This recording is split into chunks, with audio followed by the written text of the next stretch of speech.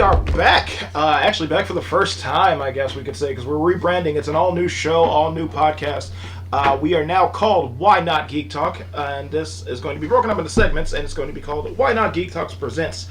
This week, we're going to be doing our first episode of Boncast, the Black Ohio Nerds podcast, featuring myself, Mark Q, India, and Dee. You guys have met most of these guys in my other videos or seen them on my posts. This is a big deal because we're going to talk about Marvel's Black Panther, one of the most important movies in our lifetime, and people need to understand why this movie is so important. That's what we're here to talk to you guys about today. So, without further ado, I will say there will be some light spoilers in this. We're going to try not to spoil it too much, but we are going to talk a lot. So, remember to listen to this after you see it. Alright, so, introduce yourselves. As usual, I'm David Jackson. To my right, I'm Marky Davis. Followed by... I'm India Spencer. And Dee Harris of the Dee Harris brand. You guys, we'll get to know these guys over the next couple of weeks as we continue to do this show, both on the new channel and probably hosted through Dee's channel, the Dee Harris brand. Absolutely.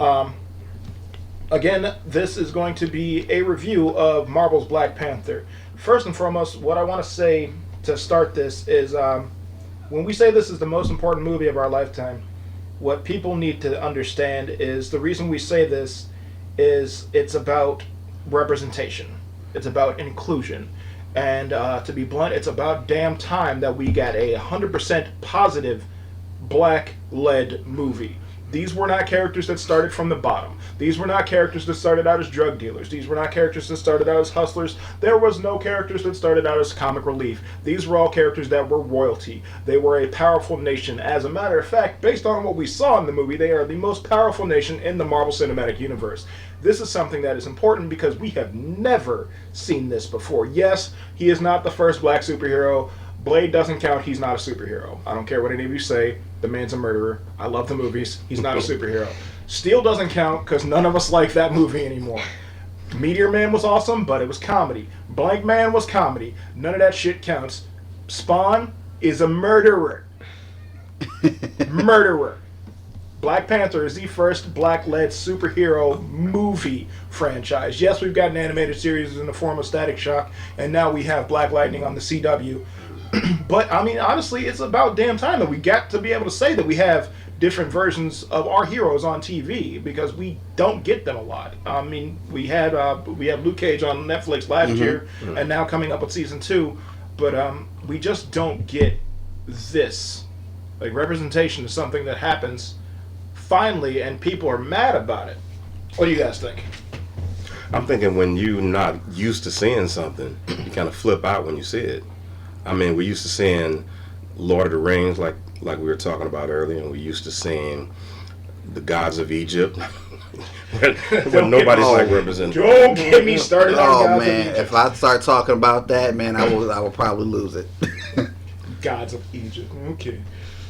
You know, like Game of Thrones. I mean, where all of the blacks are slaves. You know, I mean, people are not used to seeing blacks represented in that way, and it just doesn't seem normal. It's like driving a car that pulls to the left. You get in alignment, now you still want to pull left. Yep. Feels unnatural. Yeah. I mean, and it's sad that that it is something that doesn't feel right, but it's a new world, yo. It's 2018, and Black Panther and Wakanda are it. Like, hashtag Wakanda forever. I'm going to be hashtagging everything Wakanda forever from next year. Definitely. It's amazing to see, like, both the praise that this film is getting and the backlash. The few negative reviews I've seen are, in a word, bullshit. I've seen one, like, dude had a valid point, but, like, I guess giving it a negative review based on this was kind of dumb in my opinion. He said that he didn't see Black Panther punch enough bad guys. He's like, it's a superhero movie and he didn't punch enough bad guys, so he gave it a negative review. I disagree. I think he did plenty of punching, but I think there was more story to be told other than just punching things. And you got to tell the story. Well, you have to have dialogue. I mean, I see it like this. It would have gotten the same type of review that, like, I guess those other superhero movies, or like even Transformers, for instance. It's so much action, but you're not explaining anything. You have to tell the story. That's where you get the audience to get engaged when you tell a good solid story, and Black Panther definitely did that. And even though they established T'Challa as a character in Civil War, this was indeed an origin story. Mm-hmm. It wasn't necessarily T'Challa's origin story. This was the Wakandan origin story. We saw them as a people. Mm-hmm. We saw that everyone in Wakanda is equal. We saw that the women are just as powerful as the men, and that if you look at the king the wrong way, then you get your ass beat by all of his royal guards, who are all female, and I love all of them. Everybody in the movie was strong. That's the thing. Shuri was strong. Yeah. The leaders of the different tribes were all strong. I mean, everybody was given, like you said, they were equals. You know. Yeah, it's definitely about equality, and I mean that's big time. That's what kind of gets under my skin that people don't like it. Is like, this isn't a movie about saying, oh, we don't need white people. This is a movie about saying, we're over here doing our own thing. We got it. We don't need help, but we're willing to help others. It's about coming together. Like I'm trying not to spoil it. The climax of the movie is about unity, coming together, about unity. Yeah, India said it best. Like unity. Like, I don't understand why people don't get that. But then again, most of the complaints that are coming from people that haven't watched it before or haven't read a Black Panther comic book. And yes, I've seen the why can't he just be called Panther? Well, ask the white guy that invented the character. To be blunt, like, wasn't the black guy that came up with Black Panther, it was a white dude. And when they came out with that particular character, that's what he was called. And the Black Panther is an animal. And it is black. It's actually called a Black Panther. Yeah. That might have something to do with it. Yeah, and look at the era in which it came out. It came out in the like 60s, 70s, the time of blaxploitation films. So that was the thing: Black Lightning, Black Panther. Putting black in front of things like that. So it's I guess the best thing to do is like just look at the era from which it came from. I guess people are thinking now, okay, why you got to talk about race? But I'm like, well, it's there whether we talk about it or not. Yeah. It's America. Come on, let's just be real. So. Yeah, definitely. And like, actually, I have a quote here from my brother. My brother watched the movie the same day I did. It was a family affair. Me and my brother, my daughter, my wife, and my dad all went to see it. And my brother made this post a day later. He said, "Not at all did Black Panther reinvent the wheel. Not at all did Black Panther offer anything spectacular as far as dramatics. But what this movie did do was show black people, real black people, not the stigma of us. They showed the good, the bad, the intelligent, the strong. Never once did I think, oh, the politics involved in this film overshadowed how freaking awesome it was. Not once did I feel like they were forcing an idea at the audience, well, other than get your ass whooped for messing with someone's home, which that is really one of the driving points of that film. I feel the movie was almost a science fiction version of The Lion King, but it was definitely one of the best movies ever. Not because it was new, but because it was just ready for everything. And I really feel like it was. And for one of the first times, because there have been others that I've really sympathized with, you actually give a damn about the villain in this movie. You understand why he does what he does. I might not agree with his methodology, but I found myself going, you're not wrong. Dave, oh my gosh, character development. I know, right? Like, what would you do in that position, Right. I mean, there's... the only other character in the Marvel Cinematic Universe that I sympathized with was Ultron, and he's a robot. But that's because he was born, spent 5 minutes on the internet, and was like, we need to kill humanity. And I'm like, you're not wrong. Right. I wasn't mad at him at all. I wasn't either. Like, Giant Meteor 2016? Like, that was... And like now with Eric Killmonger, like you really go, damn. Like I don't want to tell you his motivation because that is a major plot point of the movie. Yes. But I will tell you that Black, White, Cuban, Asian, if you watch this movie and you don't go, damn, he raises some good points, then maybe you should reevaluate the way you think about life in general. Because he really does. Like, when he shows up, actually, when he showed up in that museum scene, I was like, this is going to be pretty tight. Yeah. And it was. And you kind of feel for his position in life, especially when you find out about the character. You feel bad for the hand he was dealt. Because this was one of those situations to where he could not control fate because fate controlled him.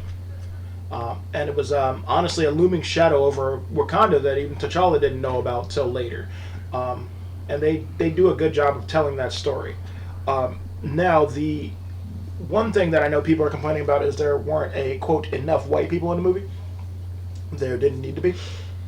We got 2 white main characters, and the CIA agent whose name I always forget, and he was in Winter Soldier, and I forget his name. Was that Everett Ross? In Civil War, yeah. Yes, Ross. Ross. Okay. And then Claw, Ulysses Claw. I was really excited to see him come back. Because after Ultron, I was like, they're going to bring him back for something. I was like, he's a Black Panther villain and a Captain Marvel villain. They're going to use him for something. I was really excited to see the way they did use him in this film. I don't necessarily think he got the fairest of shakes in the long run. Again, I'm not going to spoil it.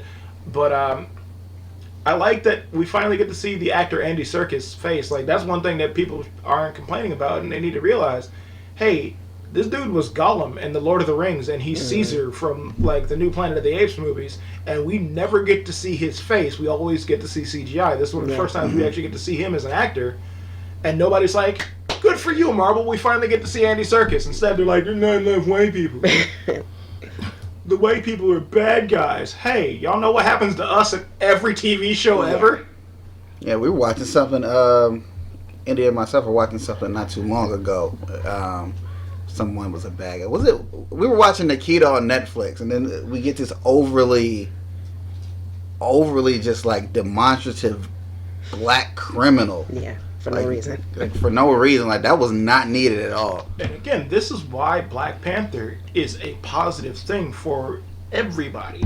Is because this, for once, shows us in a light that we're not seen in multimedia. And like, let's be honest here, Black Panther in the comics, Black Panther in the cartoons has always been a side note. He's never been that character that you're like, that dude is badass, he's the leader of the Avengers, da-da-da-da-da. He's always been that guy that's like, alright, there's Captain America, and now there's Black Panther. Even though Black Panther is smarter than Tony Stark, he's stronger than Captain America, and he's a better leader than both of them. They don't paint him in that same light as they do these He's characters. also richer than Tony Stark. Yes, he is. Yes. Vibranium is a hell of a drug. And the other thing I will say about this movie too is I like that they didn't shoehorn in Infinity War stuff. Like it's connected. Everybody knows it's connected. Yeah. But they didn't go, oh look, here's an Infinity Stone that we're gonna force in this movie. Yeah. They were like, hey, this is its own thing. You know Thanos is coming. You know for some reason Thanos is coming to Wakanda, but we're not going to make you think about him right now because we have to tell you this story. Q, you're a comic fan from back in the day. What do you feel about the Jabari tribe in M'Baku with Manape and how they didn't necessarily make him a bad guy, but his motivations honestly were pure when it came down to everything? Well, they were traditionalists. They wanted the traditional Wakanda, and they hated technology. And I can see his point. He was like, you are the first king in generations to even talk to us. And he's like, so, why you want help now? And I do like the fact that he was a character that wasn't black and white. You couldn't just say, all right, that's a bad guy. I mean, he had different layers to him. And I'm glad that at the end, they sort of came to an understanding. It's like, okay, but still, he knows that they still don't like each other. Yeah, and I like that they didn't call him Manape in the movie. I like that they use his name. Yeah, they use his name. He's not Manape. Because again, when the character was created, it was okay to call a black person an ape. That's not a thing that you do now. You get your ass whipped for that now. Right. Hashtag Wakanda forever. One of the big things about this movie too, as I said in the beginning of the podcast, is it showed women in a very, very powerful light. And I have one of my favorite women on the podcast with me today that is one of the most powerful black women I know. India, what did you think about the way Wakanda treated its women? It was amazing. It was everything. And no matter what skin color you are, no matter what background you have, this movie, if you're a woman, is everything. Because it shows how intelligent we can be, or how intelligent we are, how beautiful we are, how comfortable we can be in our own skin. And just, we can rule the world, without anyone's help. And it's okay. That's what I loved about the women in that movie. It was powerful. Yeah, they did. My dad went again last night. He actually took my stepmother, and I called him to ask him what she thought of it, and she loved it because these women were beautiful and strong, without being the traditional half-naked damsel in distress. Excuse me.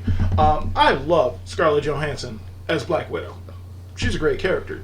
I'm sick of her ending up in the damsel in distress role as Black Widow, because she's Black Widow. They showed us in the first Avengers movie, she was in the middle of being interrogated, tied to a chair. She broke the chair and beat the hell out of everybody in the room while on a cell phone. So how come she can do that there, but in the rest of the movies they're like, oh, she got knocked out once, and now she's out for the count, and everybody has to come and save her. They didn't do that to us with any of the women in this movie. When you're first introduced to Nakia, Lupita Nyong'o's character, you think maybe they're gonna portray her a little like lighter, a little soft, and then you meet her and she's kicking the shit out of everybody that's around her, and it's like, good for you, thank you, thank you. They just from her to Shuri, as a 16-year-old super scientist who is proven now in this movie alone to be smarter than Tony Stark. She's developed technology that Tony wishes he could develop. She's smarter than anyone we've run across in the MCU so far, and the girl's portrayed as a 16-year-old girl that is T'Challa's little sister, and she doesn't treat him like he's better than her, even though he's the king of Wakanda. She treats him like he's her older brother, but she still realizes, I'm T'Challa's equal. That's right. And if it comes down to it, and I need to fight for him or fight with my brother, I can. And we see that in this movie. We see that with Nakia in this movie. Aside from not being members of the Dora Milaje, the royal guards for the King of Wakanda, these two women still stand out on their own. And then you have Okoye. Oh, yes. The leader of the Dora. And, woo, damn. True that. She was a force of nature. Yeah. She said, if he touches you one more time, I'm going to impale him to this desk. That was awesome. The first time we see her was in Civil War, actually, and I loved the tension because she barely had to talk, and she got shit done. And then you see her in this movie, and she actually gets a lot of dialogue, and she gets a lot of character development. That one scene where Black Widow wouldn't get out the way. And then she's kind of like, just the way she looked at it, is like, move.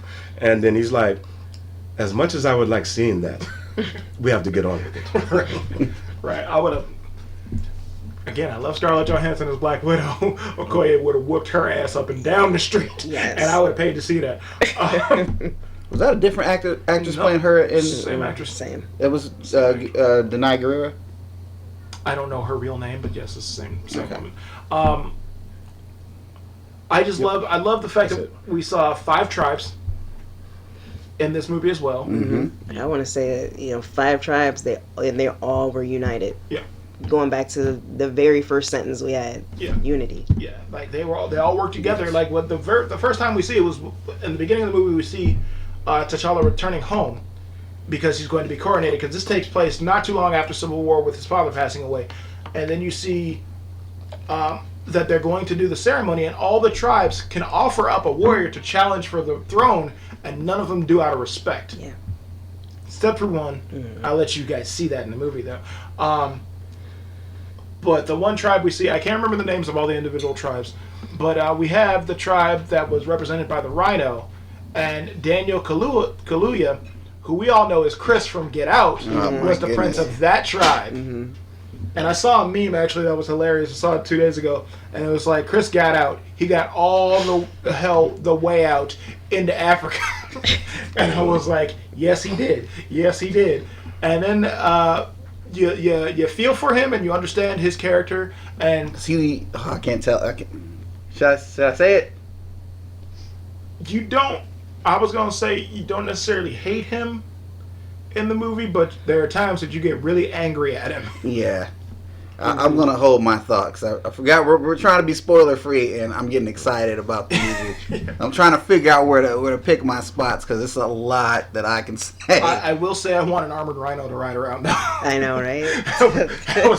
I was like, yes, I want a rhino. Well, And the beginning of the you movie, in the face, huh? when they're flying back to Wakanda, and you're like immersed in African culture. Oh yeah. And through the music, through the sights. It's like the beginning of Get Out. Through the music and the sights, you were just immersed in black culture. Oh yeah. And it's okay to be unapologetically, all right, this is in Africa. That's why we don't have a lot of white characters in it. Yeah. And that's okay. It's like, okay, Game of Thrones is in a fictional Europe. It's okay. We understand why there's not a lot of black characters in it. We don't complain. We don't complain, but the thing is, you don't want to have like a token. You want to have like a forced character in there that like weakens the storyline. Yeah. And it's okay. It's like okay for Luke Cage to be mostly black. He's a black superhero in a black neighborhood. It's from his perspective. Right. Right.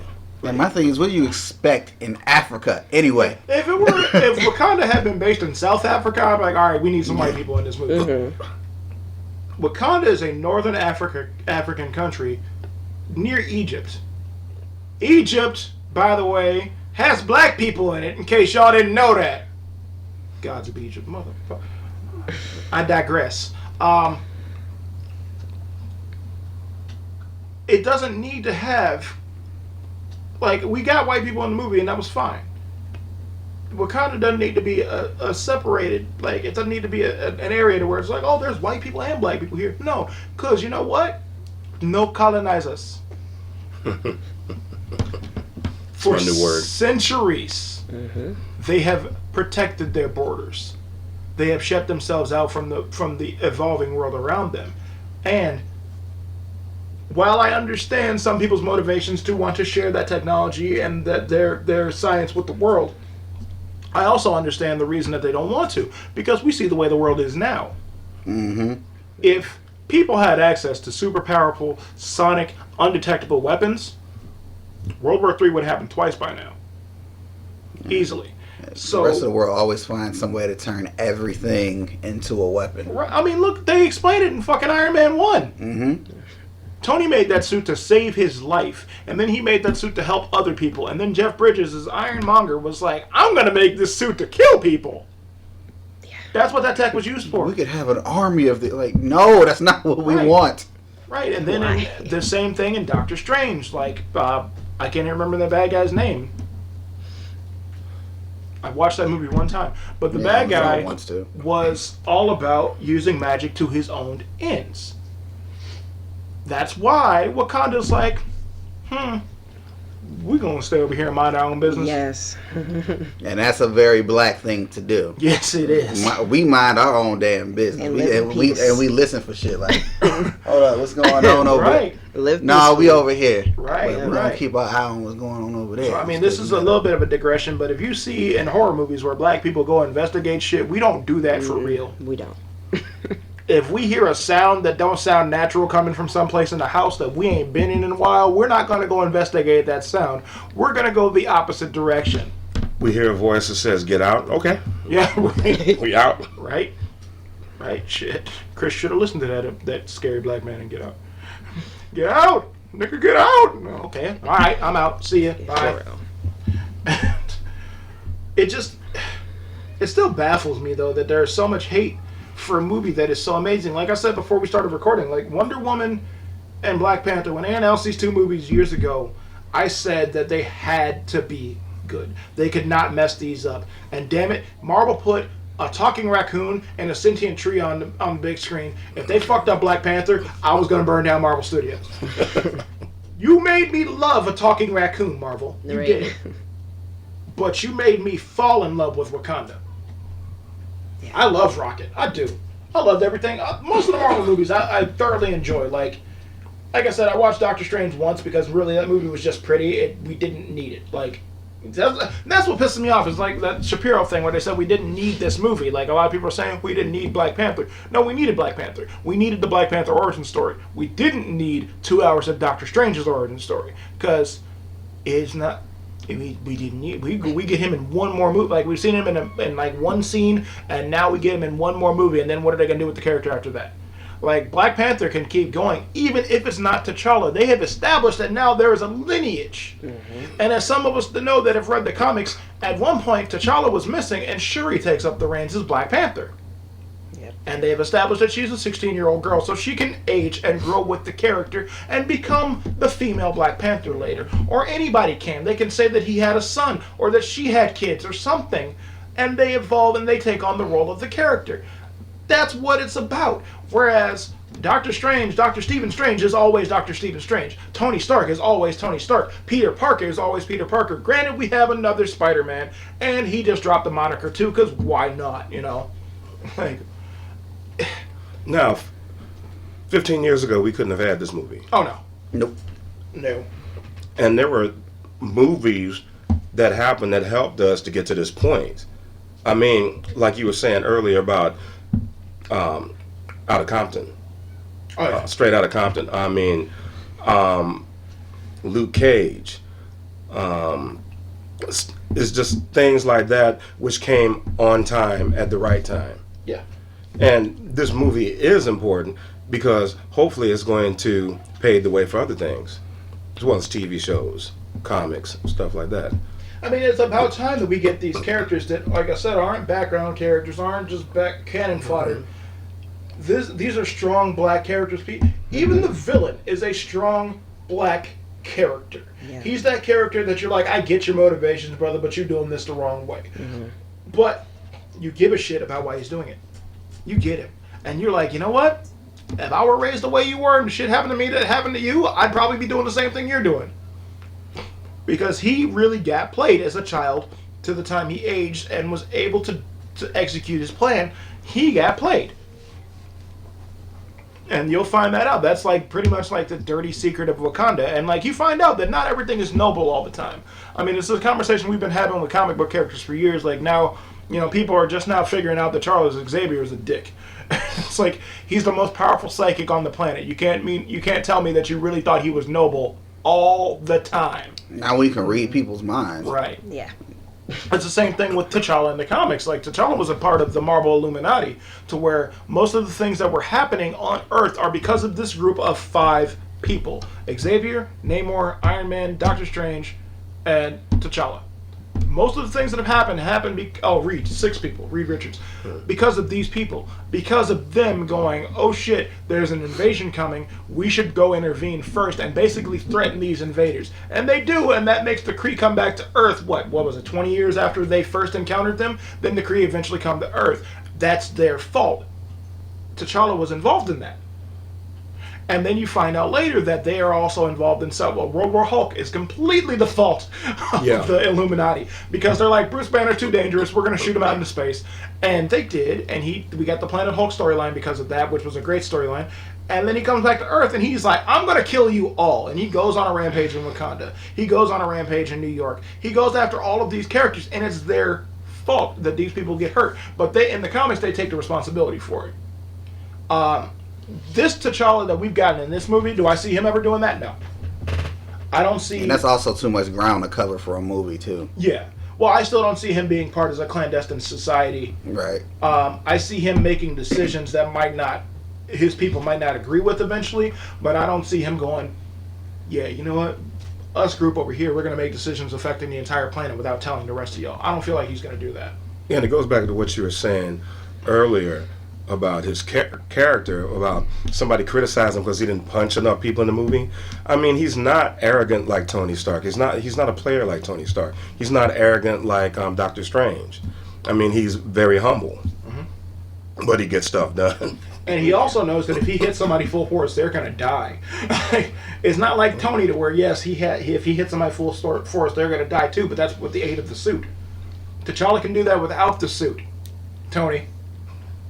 I mean, same thing with... I mean, if you look at it, too, like, the person that he's closest to in the Marvel Cinematic Universe that we've gotten so far is Peter. Peter and T'Challa are very similar because they both realize that they have this power and they have these people that they're responsible for. I mean, not to be cliche with the whole, with great power comes great responsibility, but T'Challa understands that. And I think if and when he meets Peter, because obviously it's going to happen in Infinity War, that he's going to resonate with this kid, and this kid's going to resonate with him, because they are probably the two purest main heroes of this universe. I mean, you see what he does in the end of the movie. Again, I'll keep it spoiler free. All of us have seen it. What he does is extremely positive, and it's something that Wakanda had not ever done. But it's something extremely positive. It's the same thing with how he treats his people. You never see him look down on someone. He walks amongst his people just in the marketplace. Mm-hmm. Yeah, granted, he has his guards with him, but that's their job. Mm-hmm.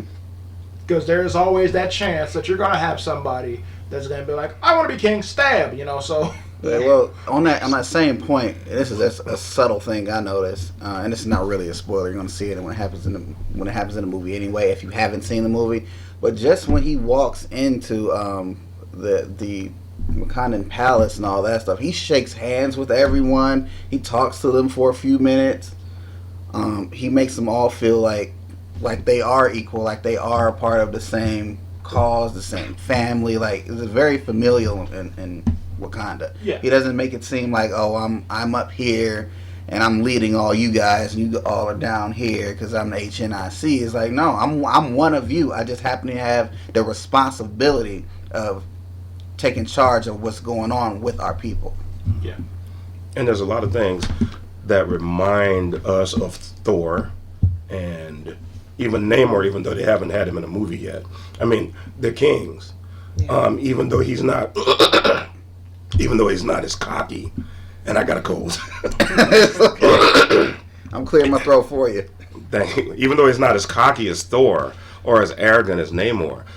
Like I was telling some people, Wakanda is like another world. It's like Asgard. It's like Tony Stark and Asgard had a baby, and it was Wakanda. It's. I could see that being like a new addition to Disney World or something like that. Wakanda. Oh God, I hope. Yeah, I want to go there. They're doing Star Wars Land and they're doing a Guardians of the Galaxy thing. Damn it, give me Wakanda at Disney World. Yes. Please listen to this podcast and give me Wakanda. Animal Kingdom. Oh yeah, they could do it. Oh yeah, yeah. You got Pandora in Animal Kingdom. Give me Wakanda in the Animal Kingdom. Plus they have the one African section already. Yeah, just turn that into Wakanda. I heard that. I saw a video of of Black Panther on an Avengers Jeep. Yeah, he was arriving at Disneyland. Disneyland. Yeah, they're already maybe the steps right there. Yeah, give us Wakanda. Yeah. I'll go back to Disney every damn year if you give me Wakanda. That would be sweet. That will be what made me move to Florida. David? What do you do for a living? I work at Wakanda, bro. Now Sequoia. Like it's, and that's it. What my brother was saying too in his post, and like what Dee said too, is there are corollaries between this and The Lion King. If you watch this, you're like, they took a lot of inspiration from it. But A, Disney is Marvel now, and Marvel is Disney, and B, duh. Yeah. Watching The Lion King, I was like, this is black people. Mm-hmm. That's what this is. Yeah. Even though it was Jonathan Taylor Thomas as Simba, this is black people. Mm-hmm. They do. I honestly, it got to the point to where I expected James Earl Jones to show up in the movie. I mean, that's the thing too, though, is like every character in this that you actually meet that had dialogue, you actually give a shit about, and like they actually did a good job of fleshing out the character. Forrest Whitaker's character Zuri, all of the tribal leaders, all of the princes and princesses of the tribes, everybody that actually has a speaking role in this movie, you're like, man, they actually took time to give this character a little bit and not to cut you off, you just mentioned Forrest Whitaker's character Zuri. Shout out to them for using Forrest Whitaker's, I think it's his nephew, who was in the Great Debaters with Denzel Washington. Was that? Yeah. That was his nephew that played the younger him? So it kind of, because they look alike, so it definitely made sense. Like, oh, that was you. Now I remember, right? So shout out to them for that, because that's some good. That was a great movie. Yeah, good continuity for that too. Good casting, exactly. Yeah, like this movie, and I mean, can we talk for a second about how Angela Bassett finally got that hard old school leadership role that we've wanted her to have forever. Yes. I said in my fantasy cast 20 years ago that I wanted Angela Bassett as Storm, and damn it, she looked like Storm in Black Panther. Yeah, she sure did. And it wasn't hard for her to get the accent either for this movie because she did Valletta Wallace in Biggie's movie. Oh yeah. So that wasn't too hard. So she was like right on it with the accent. Yeah, they did. Oh God, her as Queen Mother, and like you were worried, but you were never too worried about her because you just look at her like you could kick the shit out of into. You Angela Bassett. Yeah, they do such a good job. It was good. Again, every one of these characters, you feel like the Jabari tribe. If you're a comic fan and you know who the Jabari tribe are, that's again the people of Manape. You're supposed to be looking at them like you guys are bad guys. We don't like you. Mm-hmm. But you watch this movie and you're like, I get it. Mm-hmm. I understand. I don't appreciate y'all methodology, but I get it. Like, because they exiled themselves to the mountains, the frigid mountains, on purpose because they didn't want to deal with being under the thumb of the rest of Wakanda.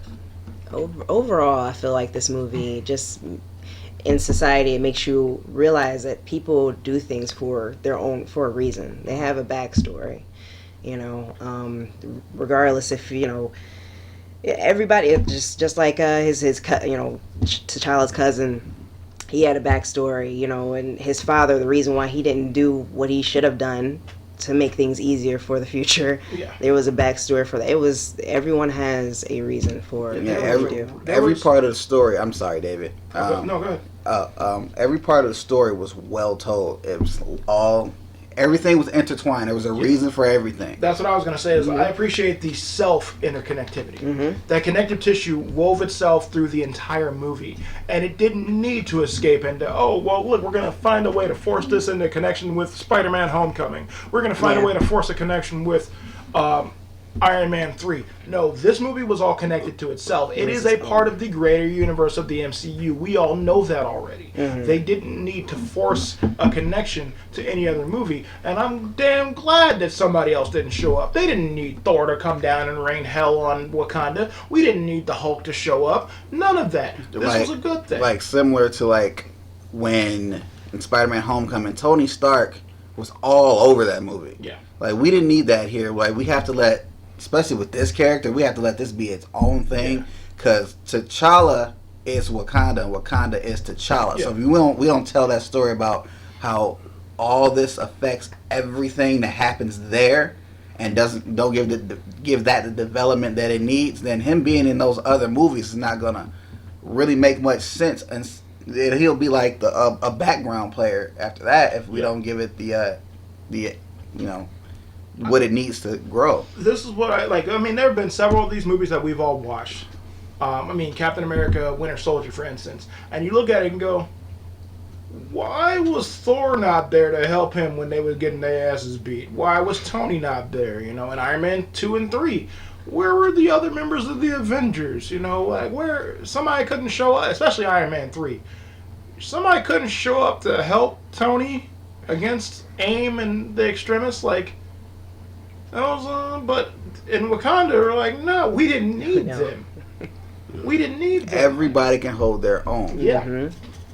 And again, the Black Panther is superhuman strong, and speed and endurance and a healing factor. Not to mention his sister's technological advances and all the vibranium weapons, and all the combat training of seemingly everybody in Wakanda. Right. I'm pretty sure some of the kids could kick my ass in Wakanda. Because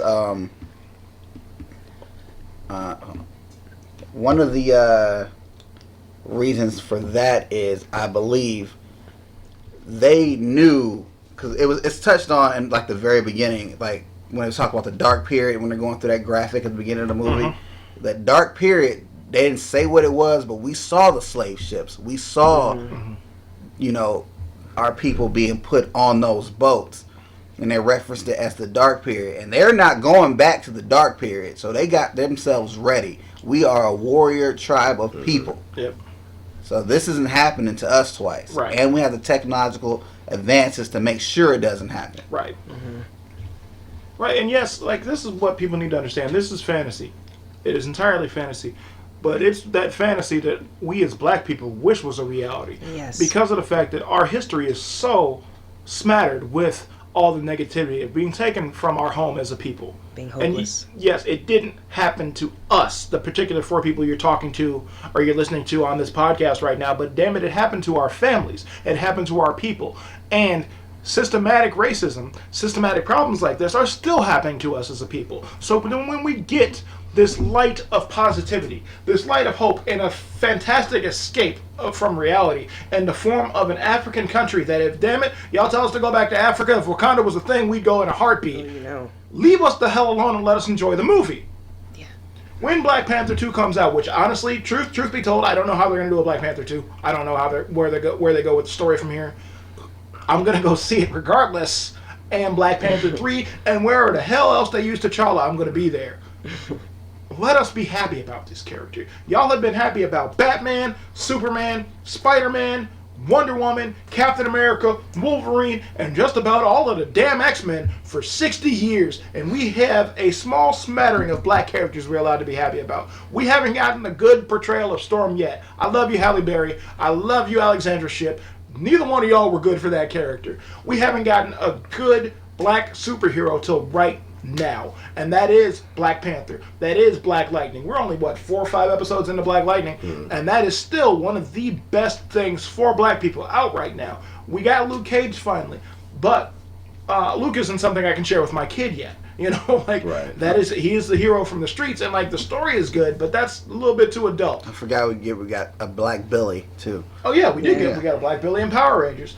And when we get these things, people get mad about it. Why are you mad? What are you mad about? I remember getting into an argument with somebody when they killed off Peter Parker in the Ultimate Marvel Universe, the one that nobody cared about until they killed him and they made Miles Morales Spider-Man. And they're like, oh, they made Peter Parker black now. And I'm like, apparently you don't read comic books because that's not what happened. It's a different character. Let us be happy about the characters we get. Let us be happy about that. Nick Fury being black was not a mistake. Nick Fury would have been written black in the 50s if he was allowed to be. If you go back and read old school Nick Fury and the Howling Commandos, that's a black man. I don't know if you read his dialogue, but that's a black guy. Yeah, the character is white, but that's because that's the way he had to be. Because lead characters weren't allowed to be black back then. We finally get lead characters as black men and black women, and y'all want to shit on us. Let us enjoy the properties that we have.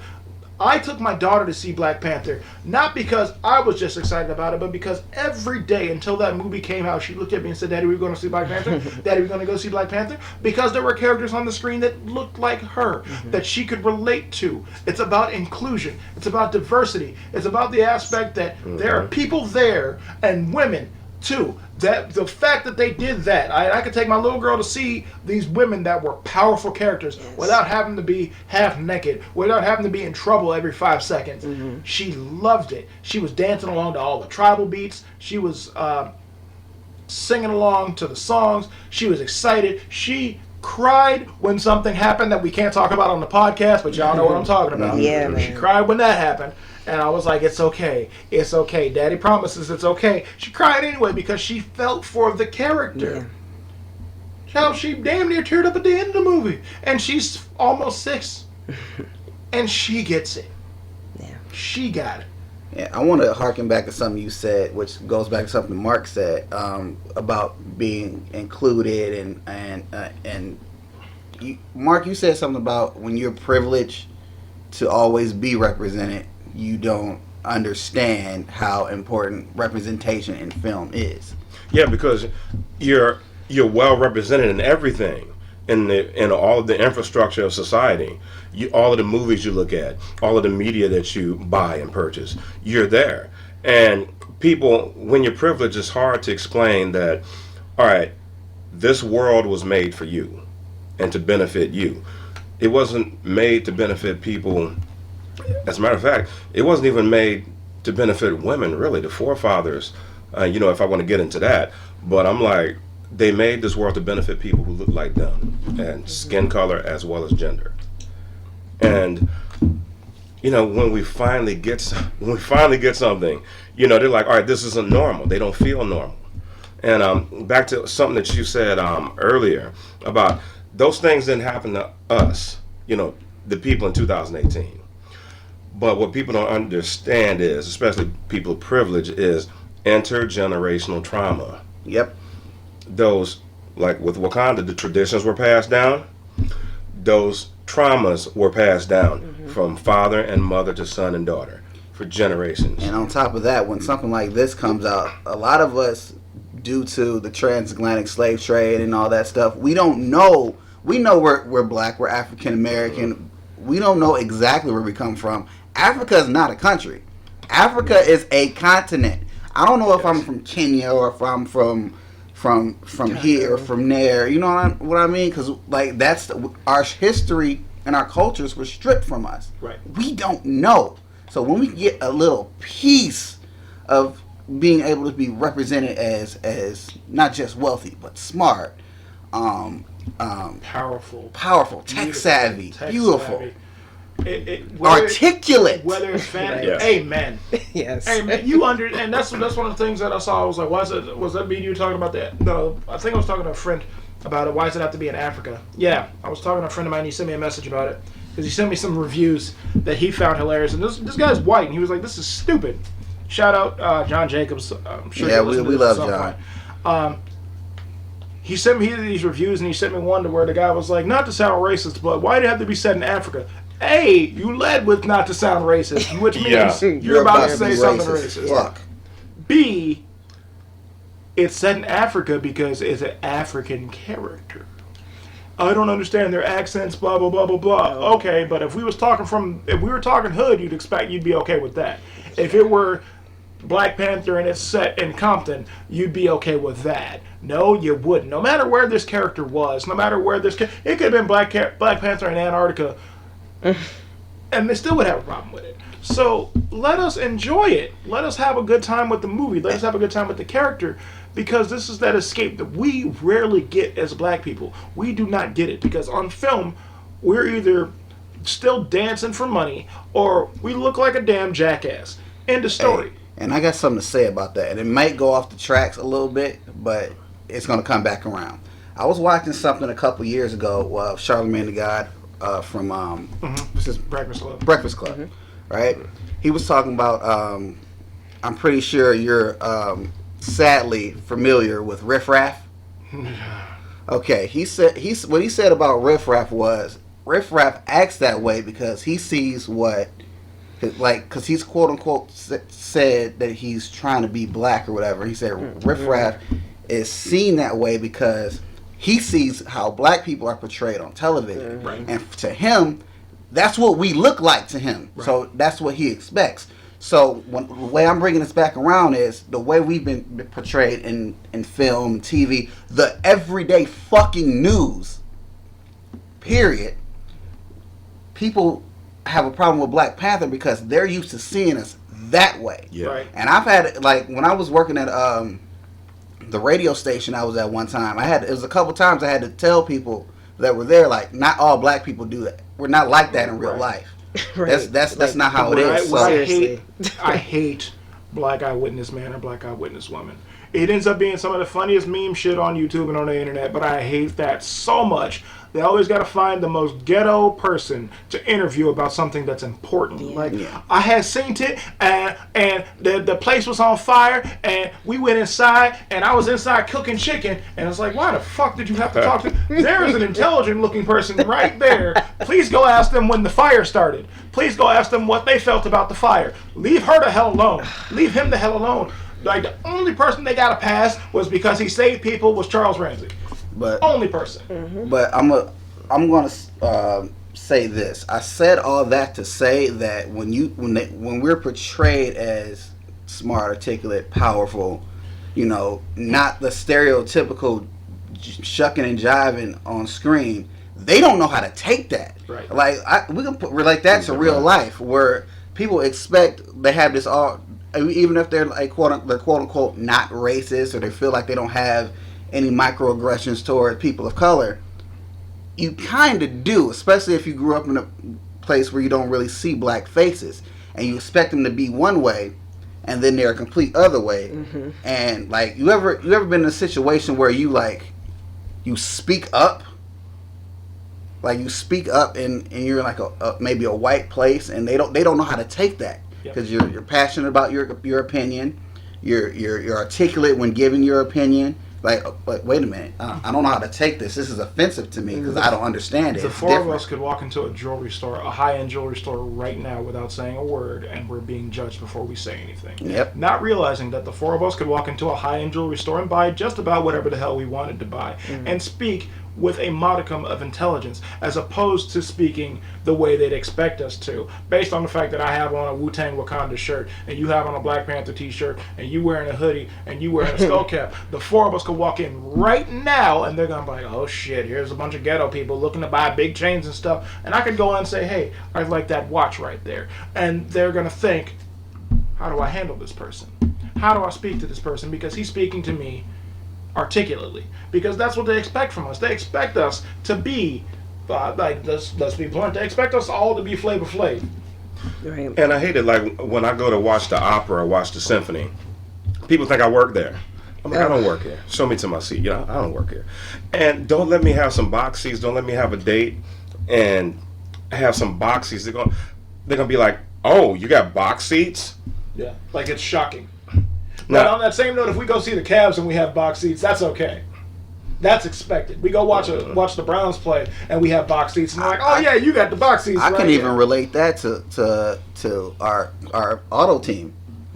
Most of us are black, so when we pull up, a lot of us have tinted windows and stuff. Like she's on a motorcycle, Helmet on, full gear. Her hands are covered, so you can't see that she's black. We all step out in these predominantly white places, and they're like, "Oh, wait a minute, hold on." Let's talk about the big one that really affects the four of us at this table: Comic-Con. Oh yes. Being black and being a geek is something that is a come up as of lately. And it's not something like, oh, this has been something like Jeannie actually just showed me a video last night of like she was listening to all the references of Dragon Ball Z and hip hop, and she was shocked, and I'm like, why? This is our thing. Anime and black people go hand in hand. Geekery and black people go hand in hand. It's just something that's not talked about that often, because for up until now, it wasn't cool for anybody to be into this. Yes. And now Black Geek is a thing. Now we have Black Panther, we have Black Lightning, we have Luke Cage, we have a Black Blue Power Ranger. We didn't have, we had a Black Ranger growing up, but that was borderline racist. And we've had black actors as Power Rangers before. We've had black actors as superheroes before, but these are all powerful people now. And now we have those people we can relate to. We have tons of black cosplayers. The four of us that you're listening to have cosplayed. And this is something that is, we don't necessarily get as many funny looks as when we all started. Yeah, that first time for me was very awkward. Yeah. But they didn't know how to take me. Oh, it's a black guy. He's dressed as the White Ranger. Yeah. I'm confused. What's going on here? Yeah, like everybody automatically assumed. Like I was in street clothes and an X-Men shirt, and somebody called me Bishop, and I was like, not today, but yeah, borderline racist, bro. Like, And that comes from, like, when you're a minority, you have to know everything about white privilege culture. But if you're white and privileged, you don't have to know anything about our culture. Right. You can go days, months without speaking to a black person. But we have to interact with that world. And honestly, that's why there's so much hate for Black Panther, because white people don't know the character. Because he wasn't one of those characters that was like I said before, on the forefront of comics. I'm not gonna front. I was reading the new Black Panther run last year before, and I dug it for a little bit, but it was Coates, the civil rights writer, and my biggest problem with his book was he was trying to force American geopolitical stuff into a Wakandan book, and it doesn't work. Our problems in America are one thing. Wakanda should have its own set of issues, not reflecting from American political issues.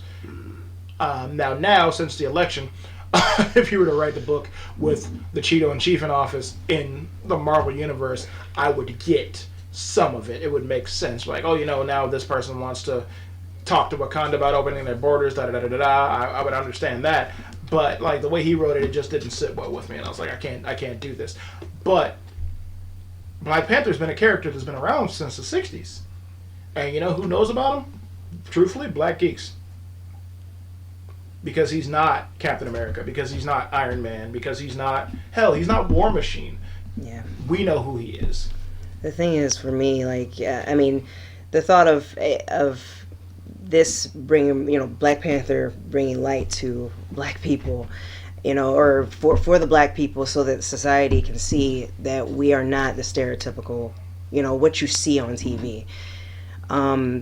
It's something that they're confused about. That's why it's so negative. That's, there's so many negative reviews because they don't understand how we can be positive. The same with the women in Wakanda. I mean, you don't see them as having a bunch of baby daddies. You don't see you don't see them on drugs. It's all positive. We see strong black families with the father intact in this movie. Exactly. You see, this is what I grew up with. You know what I mean? And it's something that the society need to really get used to seeing. We're normal people. Yeah. We're beautiful, strong, intelligent people. A nuclear family can happen in the black community, believe it or not. We have a good time. We have nice things, and we all love each other. Well, so I guess the biggest thing is the reflection now. The reflections we get as black people in movies, the biggest problem. And while I love and appreciate most of his work, Tyler Perry has been spending the last 10 years pandering to white Cooning.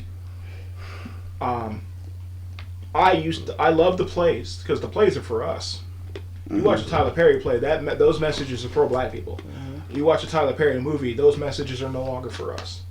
Those messages are a reflection of black culture for white people. Yeah. Now, that said, is it a good thing for white people to experience black culture? Yes, it is. Is it a good thing to be a caricature of yourself to push black culture? No, it's not. That's how I felt about Blackish for the first couple of episodes. I watched the first couple of episodes of that show, and I was like, "This is pandering to white people." Yeah, demonstratively black. And then I got to meeting Lawrence Fishburne's character, and I was like, "I love everything about this show now."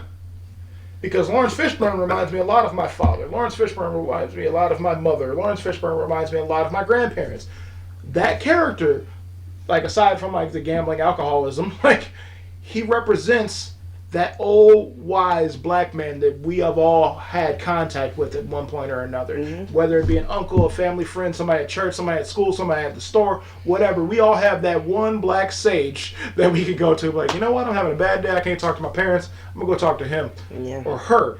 And you talk to that person, and then you completely change your outlook. Mm-hmm. Because they have that experience in life that we didn't get. Yeah. They can teach you, they can tell you those stories. They can tell you, hey, this racism shit ain't new, but this is how you deal with it. This is what you do you don't do anything to avoid it. What you do is you face it head on. You stand up to it. Mm-hmm. You don't cower. Hashtag Wakanda forever. You don't cower. Wakanda never cowered. They didn't give up. When things happened in this movie, when the bad guys' plan came to fruition, they didn't give up. They didn't bow their heads. They didn't kowtow to this motherfucker that was taking over their country. They stood up and took their country back. Mm-hmm. They, as a people, worked together to take their family back. And that is something, as black people, that, believe it or not, we do. So yes, when those of you out there want to talk about black on black violence, when we talk about police killings, when we stand up for ourselves to the police, when we take a knee at a motherfucking football game, you have a problem with that because you want to talk about black on black violence. What you're not seeing is the community coming together when a child is killed. It doesn't even have to be a shooting. When there's a car accident, how many of us do a candlelight vigil? How many of us make sure that that family is taken care of because they just lost their loved one? Black people do that. We come together as a community. No matter if we like a person or not, we come together as a community because that's how we take care of our own. Black, white, my wife is white, my daughter is half white. Y'all know that. We take care of our own. Everyone has accepted my family the way that they've accepted me. And that has always been the reason that as a people we work well. Because we, regardless of what you might see on TV, regardless of what you might think, we are an accepting people. We handle our problems. Now, that said, Wakanda showed the full potential of black people, and y'all are scared of that, and that's what the issue is. You're afraid that if we get the idea in our head to come together and do our own shit, that it's gonna be a problem. Y'all should have been afraid a long time ago if you think Wakanda is what's gonna drive us to do this, because this has been something we all been working on for years. Hell, y'all should have been afraid 2 years ago when Barack Obama was still in office if Wakanda scares you. Because as black people, we are a powerful, unrelenting, unforgiving force. And if you mess with ours, we are going to fuck you up in the story. And what another driving force that really motivated me for seeing this is, I'm sure most of you know this already, I'm a descendant of the actual Black Panthers of the 1960s. My grandfather, my dad's dad, was heavily involved, and I saw a lot of, a lot of examples of the stories that I was told from back then about how they got down. I saw that in Wakanda in this movie with their people. So I was all for it. I was like, yes, black people, GSD, get shit done. Right. Yes, we do. When we put our minds to it, and again, I mean, you see the thuggery, you see the bullshit, but you know what? We see it in the white community too. Y'all don't talk about it though. Mm-hmm. I mean, they're just like with that shooting shit that just happened. Had another school shooting, and now this mental is condition. He's a loner and he has mental issues. But if it's a black person that shoots at somebody, he's a thug, he's a demon, he's a hateful person. Y'all ready to bury his ass under the jail? But a white person has mental issues. No. That's not the thing here. Now, here's a question I got to ask. I might be naive asking. Do you hear about school shootings like that in the hood? Nope. But that's that where says something. Where all the monitors and dogs and police are at, right? Go ahead. Somebody tell me, if you're listening to this podcast, how many black school shootings have you seen? Don't worry, I'll wait. Don't worry, I'll wait. Please leave a comment. Let me know how many black school shootings you've seen. Yes, and before you jackasses get on here and say, yeah, there are drive-bys and kids get yeah, there are. But what you need to understand is, as a general rule, as a black person, if they are angry at one person, we take it out on that one person. We don't take it out on everybody around them. That's why when you saw fights in schools that involved black people, it was us fighting the one person that pissed us the hell off, or him and his friends, or her and her friends. It wasn't about us going after everybody in the school. You're right. Even through the bullying. Because black people are bullied too. I was bullied my entire damn life for being a skinny little nerdy kid that was into shit like Black Panther. But now y'all think it's cool, so I'm one of the cool guys. But I didn't get mad and take it out on the entire world. I didn't internalize that. What I did was I put it into my art. I put it into my craft. I put it into my life. I put it into my music. I put it into my writing. Because that's what you do. You find a positive outlet for this bullshit. You talk to somebody. You get help. And if you can't find somebody that's in your immediate vicinity, you find some way to get help, and you don't ignore this shit. As black people, we don't ignore this type of shit. We don't ignore the warning signs. If something was wrong with D, India, or Marquette right now, and I knew it, I would talk to them about it. I would have a conversation with them. I have talked to my best friends on several occasions when something is bothering them, or if something seems up, if they're angry, if they're taking it out on the world. I'm like, hey, do you need to talk? Like, we can handle this. And if there's something we need to handle together, D called me 2 weeks ago when I got called on my name at work just to make sure I was all right. To be told, the truth be told, in these situations with school shooters and with mass murderers, it's because nobody pays attention to them. They get ignored. They get their feelings hurt and they want to take it out. They get dumped. They want to take it out on everybody. Nobody talks to them. If I'm having a bad day and my people see it, my people make sure to check on me. Why? Because we come together, because we take care of our own. And that's what this movie was about. Mm-hmm. And I want to talk to some of our people for a minute, because I've been seeing a lot of divisive shit within our own community on places like Facebook and social media about I think one of the pictures I saw was Michael Coulter, who plays Luke Cage on Marvel's Luke Cage on Netflix. I guess he brought his wife or whatever to the show, and she was white. So the fuck what? Yeah. So the fuck what? That, she loves him. She probably understands him. Right. Who cares? Right. Why does that make the importance of Black Panther let's scratch the movie? Why does that make the importance of his character? his character or who he is as a black man. He is still a black man in America. He's still. Does that lessen that? We still. Does that mean he's any less down deal for the with cause? the struggle the same way every other black man has. My wife has been pulled over 500% more since we've been together for being with a black dude. She's white. That doesn't make me any less of a black man because I'm with a white woman. At all. Now, if you cooning and you acting like a fucking jackass against the people, that's a different story. Yeah, and that's the thing is, I love black women as much as I love white women. This is not like something that's like, oh my God, I love white women and I can't stand black women. I don't talk down against my own people because that's my people. My mother is a black woman. I would never talk against black women at all. My mother raised me to respect everyone that I meet until they give me a reason to not respect them. Black, white, Cuban, Asian, purple, pink, you come from fucking space and you tell me that we cool, then we cool. End of story. It doesn't matter. Love is love is love is love. Leave these people alone. I saw the meme exact meme you talking about. It's like they took their white queens to see Black Panther. Go fuck yourself. Because those same black dudes you wouldn't give them the time of day because they were into this type of shit. Now they want to go see Black Panther and you want to be like, oh well, they took the white woman to see it because you didn't pay attention to him when he was the nerdy kid in high school.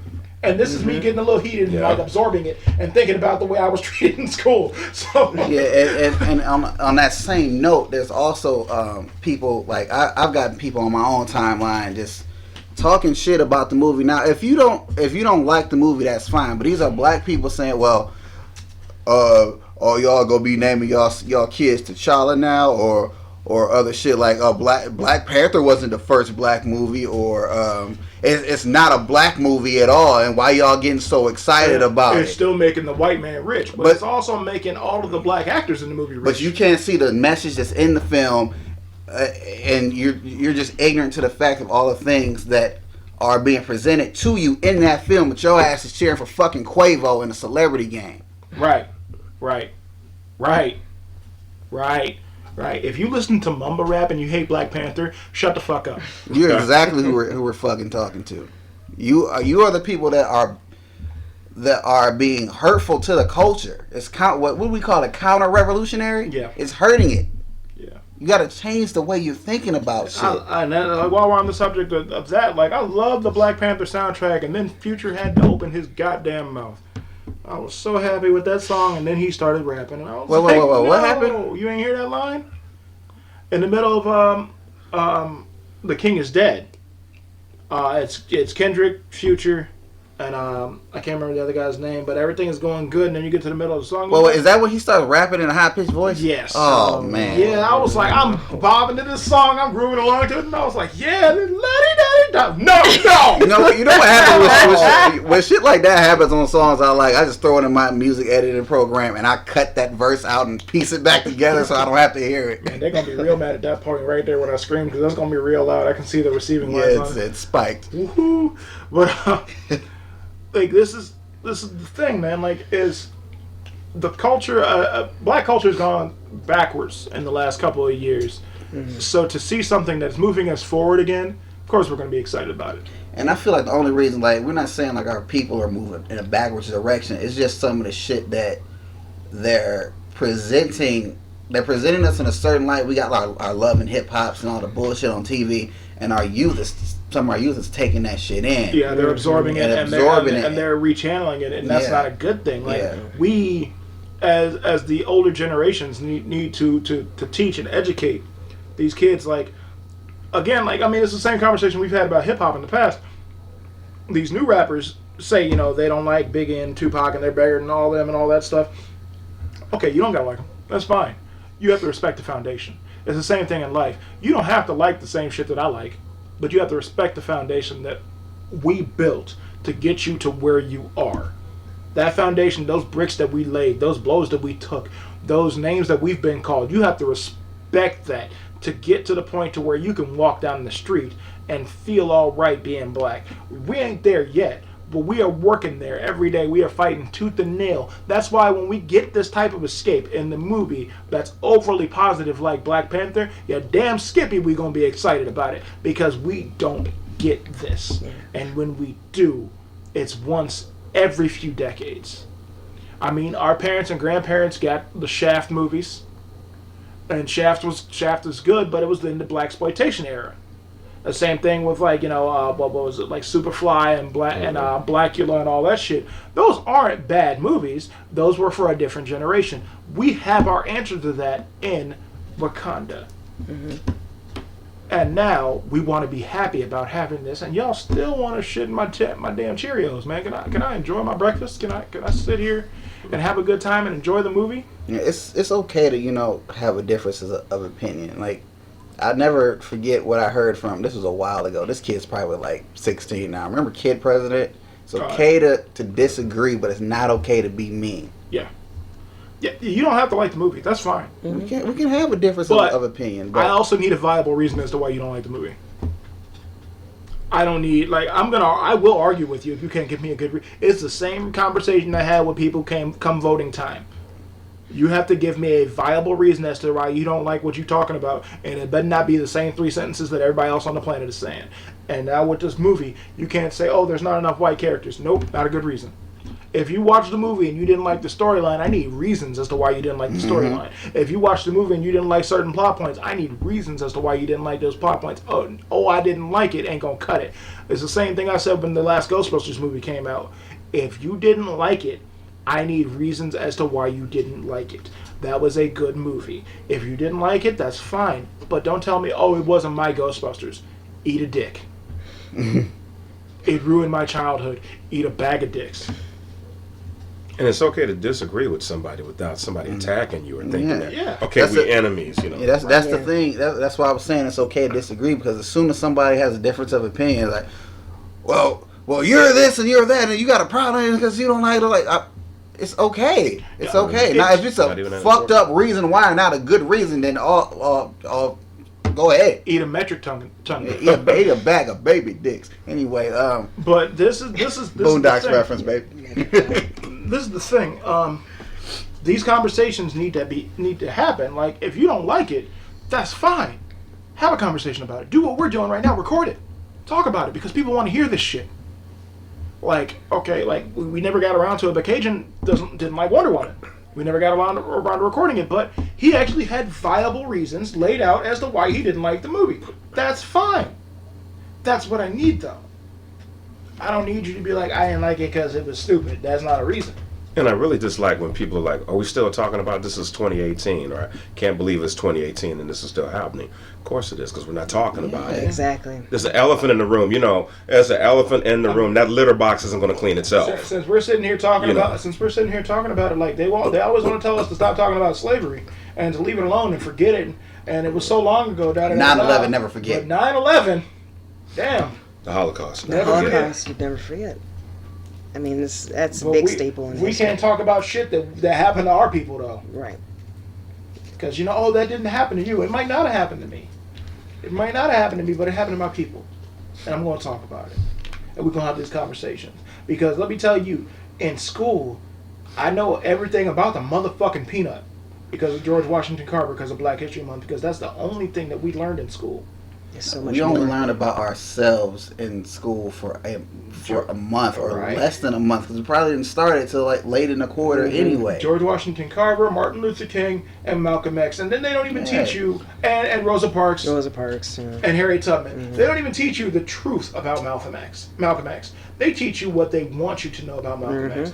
They don't teach you, and then being a black and a geek, this is the corollaries we get to draw as you realize that Malcolm X and Martin Luther King are the Charles Xavier and Magneto of the black world. And that you don't disagree with either one of them, you just might disagree with their methodology. But neither one of them is wrong. And this is the same thing with Martin Luther King and Malcolm X. One was all about peaceful demonstration and, then still being told to sit down and shut up. And one was about, you ain't gonna tell me to sit down and shut up. And see, that's the thing is we do this. We have a protest and we sit down, we take a knee during a football game and y'all got a problem with it. Hey, but y'all see what happened in Philly? After the Super Bowl? Huh. Oh my goodness. Funny how those people aren't thugs. Right. I saw a car blow the hell up. They're not thugs. They're not thugs, and they're not looting. They're just good people. They're good people who They're just celebrating. misguided celebrations. But y'all know damn well, opening weekend of Black Panther, if we had a really showed out the way that we know black people can, they'd have a problem with it. Because let me tell you what white people that don't like this movie, what y'all need to understand is this is just the tip of the iceberg. What we could have done, had this been a summertime movie, is black people would have been in the parking lot with barbecue grills. Oh, yeah. Selling plates to go see Black Panther. Somebody would have been getting their hair done. Mm-hmm. We would have had a place for the kids. It would have been a block party. We would have had a blast, and then we would all go see the movie together. And and this is the thing too, is like anytime y'all see on the internet where it's like, white people don't go see Black Panther the same weekend as black people. Let them enjoy their show. First and foremost, when they say let them, that should give y'all a key hint. That is not black people saying that. Yeah. That's white folks. There were more white people in the theater when I went to see it. Yeah, there was. Oh yeah, ours too. Yeah. And they enjoyed the movie. Mm-hmm. They enjoyed the movie because that's what it's about. That's a great movie. It's a good movie. Simple as that. Again, like my brother said, did it reinvent the wheel? No, it didn't. But it was a good film. Overall, this movie, visually stunning. From the landscapes to the vehicles to the costuming. Everything about this movie was absolutely amazing. And then the storytelling. Yes, it's a story we've heard before because it's an origin story. But you know how many origin stories we've been told in the MCU so far? 9. Nobody complained about those. We get to Black Panther and everybody's like, oh, well, this story wasn't. You shut up. Hell, even the first Avengers movie was an origin story. Oh, yeah. Mm-hmm. Yeah. And I mean, we have tons of movies coming. Yeah. And we have tons of characters coming. Nobody's going to complain.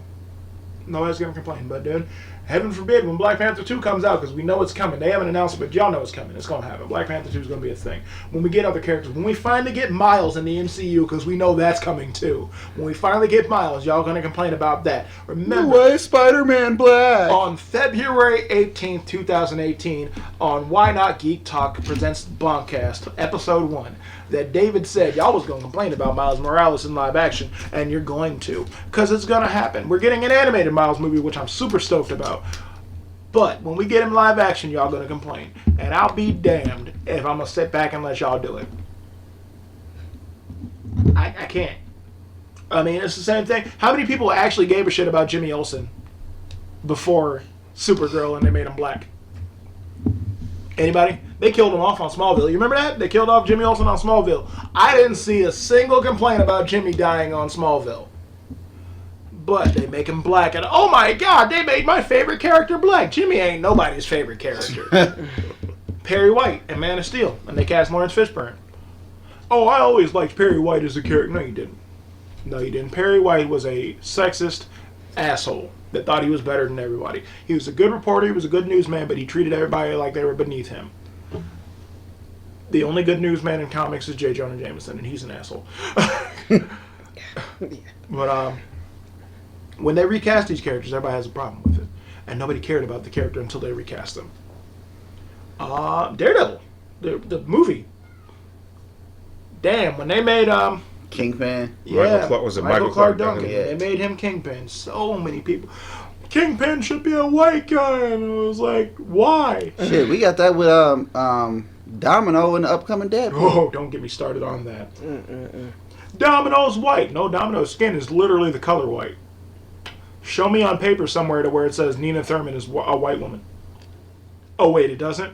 It just says American Mutant. Gee, I wonder what that means. That she could be literally anything.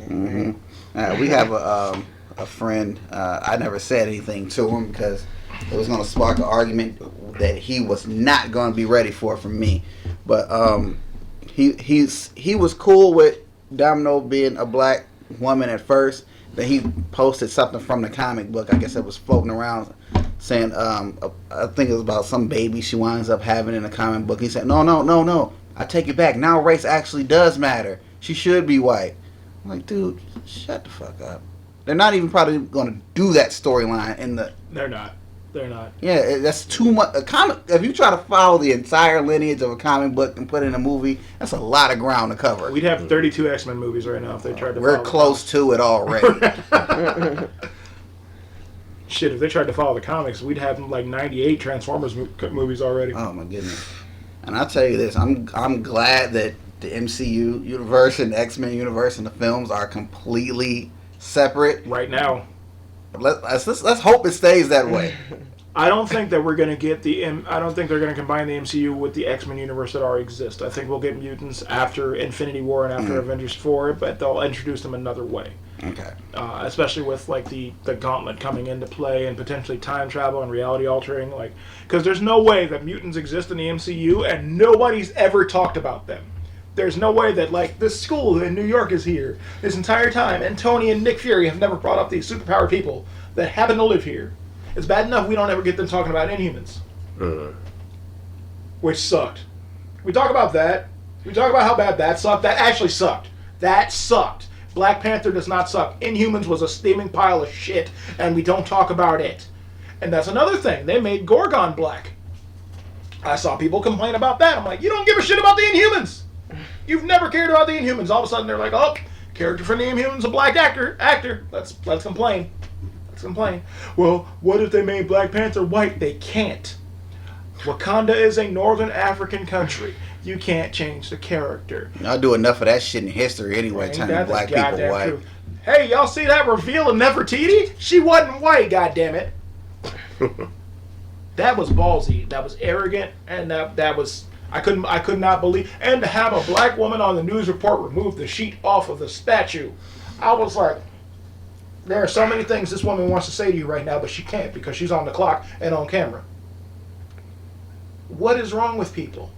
But then if we were to say Jesus was black, oh, that's a problem though, right? That's an issue. Even though if you read the Bible, he had hair of wool and feet of bronze. You know what that means? He wasn't white. He wasn't white. He might not have been African black, but Jesus was not white. Not even close. No. But Nefertiti was though. But hold on, Egypt. and on that Jesus subject, our recent history will tell you they don't treat white people like that. They treat niggas like that, hanging them from shit. Come on. Right. It is. It just hurts to know that we can't enjoy something because it's different than the norm. And the entire reason, like I said, that yes, I would have loved this if I didn't have a daughter. I wouldn't be nearly as excited as I am to see a movie like this without my child, though, because she was so excited to see people that look like us on the screen doing amazing things, not playing second fiddle to someone. I love Don Cheadle's War Machine. I do. We don't get enough of him. I love Anthony Mackie as Falcon. We don't get enough of him. Mm-hmm. They could have cast anybody as black in these movies, and I feel we wouldn't get enough of him. Nick Fury, he's always a shadow player. We don't get enough of him. Mm-hmm. But Robert Downey Jr. is in everything. I love him. I do. We wouldn't have the MCU without him. But can we get some black power every now and then? I love the introduction to these characters. I love the way they introduced Sam in Civil War. That was great. Oh, Winter Soldier, rather. That was great. I love the way they introed Rhodey, even though it's been two different actors. I love the way they did it. I love the way that we've gotten Nick Fury. But I've always sat back and gone, it's been a long time coming for Marvel to do a female-led movie. But damn it, it's been a long time coming that we got a black-led, complete cast of a superhero movie. Period. Yeah, we got Blade. Blade 1, I'm fairly certain there were 3 black people in that movie. Right. Maybe. The nurse, 4. His mother, the nurse, Okay, yes. the little girl, and Blade And himself. Blade, yep. And the little girl he had to kill because she was a vampire. He had to Yeah. kill her. His mom he had to kill her. because she was a vampire. Yeah. The nurse we only got in the first movie. That was it. They were like, we're going to act like that didn't happen. And then we got a vampire queen in the second movie who was ethnic, but she wasn't black. And then let's not talk about Blade Trinity, to where I'm pretty sure there weren't any black people in that movie other than Wesley Snipes. Now I got to think. I got to watch that again. I really think. It was Ryan Reynolds, Jessica Biel, Triple H, Dominic Purcell, and Wesley Snipes were like the main characters that you see. And Chris Christopherson before he died. Spoiler alert, if you haven't seen that movie 10 years ago, and I almost fell out of my chair. Wish y'all could have seen that. That's the clunking we hear in the background if you're listening to it. I need some wood glue. And still, I think Shaq was the only black guy in that movie. The people from the neighborhood. But like all the bad guys were white. All the military people were white. Was that the one Ray J was in? Yes, actually. I forgot Ray J was in that movie. Ray J was teaching him how to shoot free throws. With Yeah, Shaq still can't hit a free throw. What other? Blank Man? Yeah, the entire cast was black, but it was a comedy. It was a comedy. Yeah, it was never There was meant a to. white woman in that. But it We was talk never about meant to be Hancock. taken serious. Do we talk about Hancock? One black guy as the main character, and then Mike Epps as a side character at the end of the damn movie. Everybody else was white. Love interest was white, which again, not a problem. Love interest was white. The rest of the cast was white. Shut the fuck up. He was one of them tragic heroes in that movie too. Yeah. Wasn't he? He had all kind of Oh problems. yeah, Yeah. and aside from Storm in the X-Men movies, have we gotten a black character to survive in any of the X-Men movies? Darwin died in First Class. Yeah, he got blown. Bishop died in Days of Future Past. Technically. Because of the time travel. Yeah. Technically. He got blown the hell up. Still, Yeah. still though. And Storm got stabbed in that, so Even in the show Gifted, we don't have any. there's Really one major Shatter. black. Shatter is a black Shatter. dude. And they made sure he's black as night. Yeah, he was. And like he don't get lines until the last episode. Yeah. Yeah. We Like see when him when around. they called him by name, I was like, that nigga got a name? Like, what? I thought he was a background character. Oh, and then the MCU officer. Or MDU. Yeah, I hate that guy. In that You're supposed to, show. I hate him. And see, this is what... Okay, while I love Gifted, that's a great show. Yes. I kind of feel like it's a slap in the face to make the minority character the bad guy against mutants. Yeah, because if anyone would understand that, it'd be a black guy, right? You're right. It's the same That reason, is- honestly, the same reason that black people understand the struggle of homosexual people in the community, because like they go through the same shit that we've been going through for 1,000 years. Mm-hmm.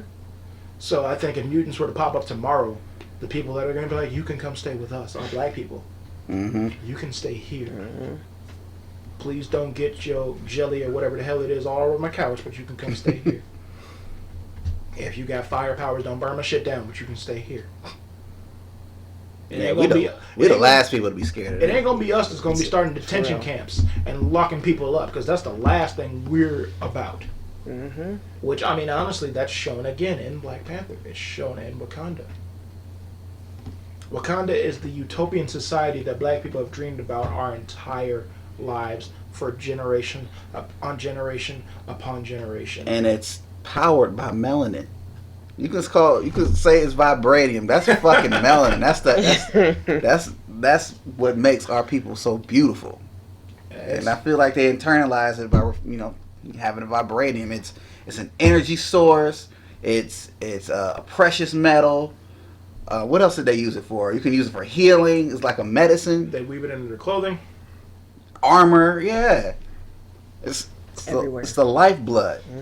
Pretty sure you can eat it. They don't say that for sure, but I'm pretty sure you can eat it. Well, that's what the plant, when they mashed that up and he consumed it. So Well, the heart-shaped herb is supposed to be there. there was There's something about that I don't want to tell you because it spoils something that happens later. So Okay. you'll find out soon.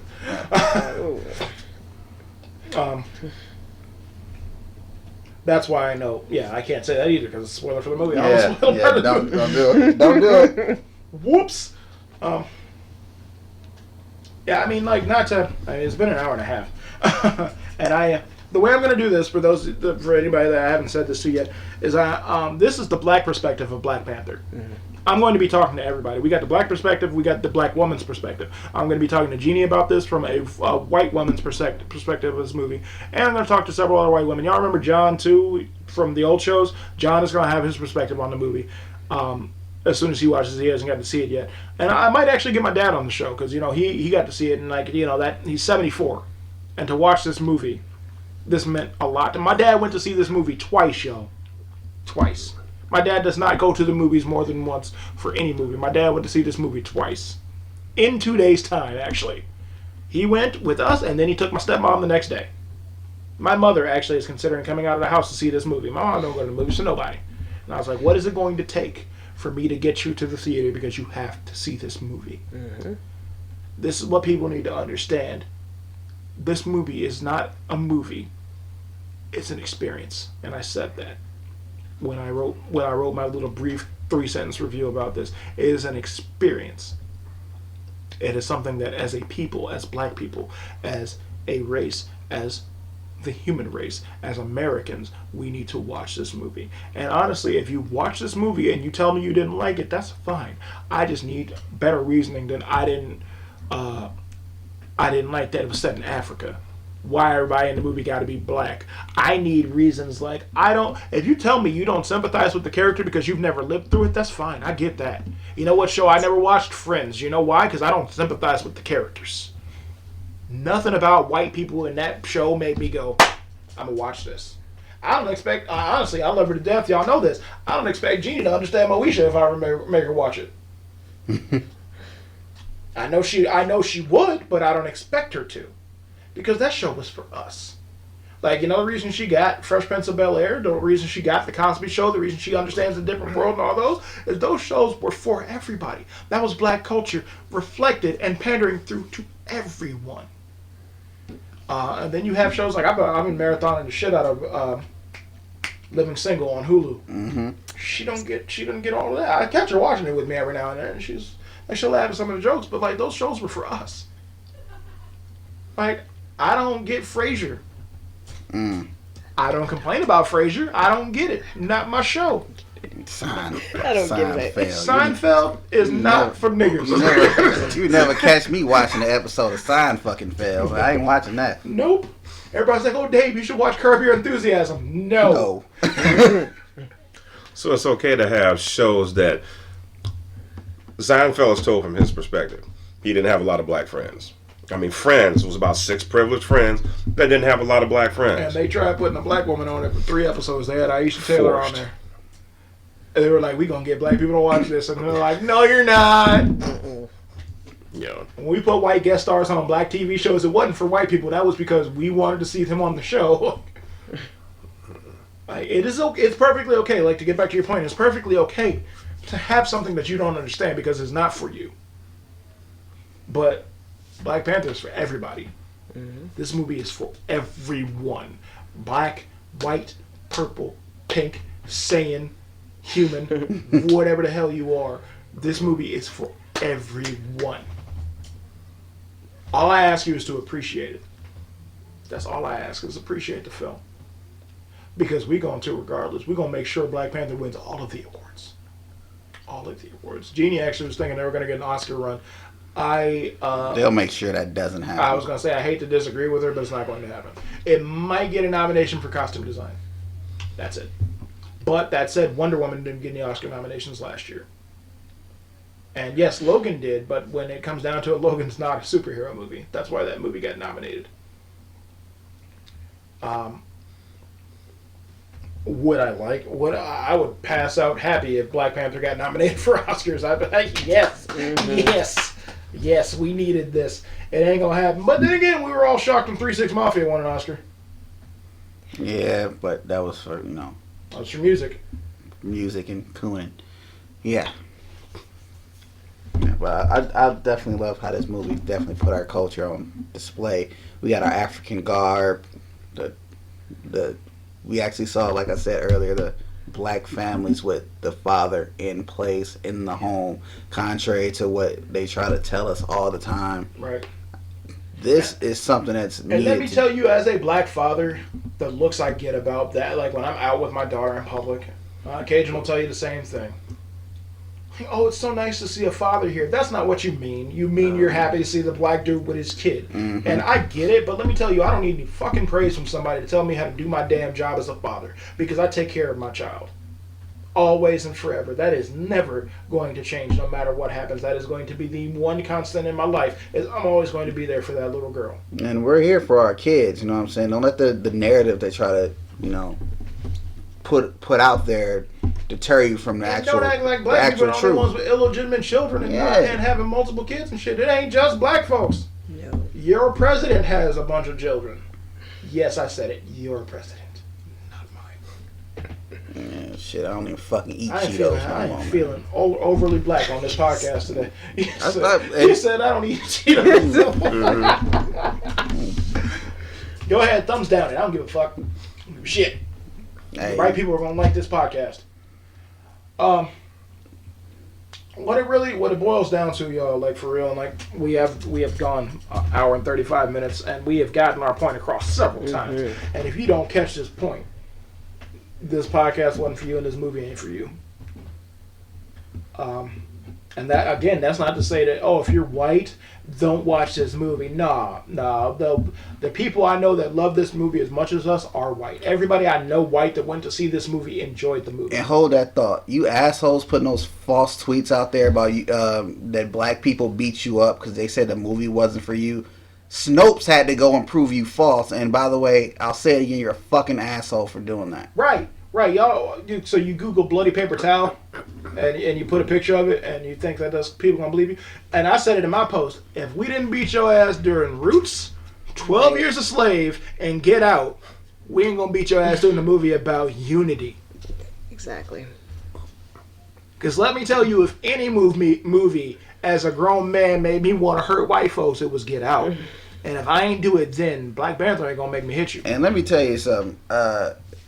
When it comes to movie theaters, black people don't do shit like that. Nope. Especially in today's climate with stuff happening. We gonna Right. We spend first of all, we money. won't do something stupid like that. But if we gonna get at you at all, it ain't gonna be in a movie theater. Refresh my memory. Who was it that shot up a movie theater during Dark Knight Rises? Was that a black person? Oh wait, no, it wasn't. Yeah, That was a white guy. fucking Carrot Top. But y'all want to talk about us. We go to a movie and we enjoy a movie. Yeah, we talk to the screen. We talk back to the characters. We act a damn fool, but I just paid $15 to watch this movie. I'm gonna enjoy the hell out of the movie.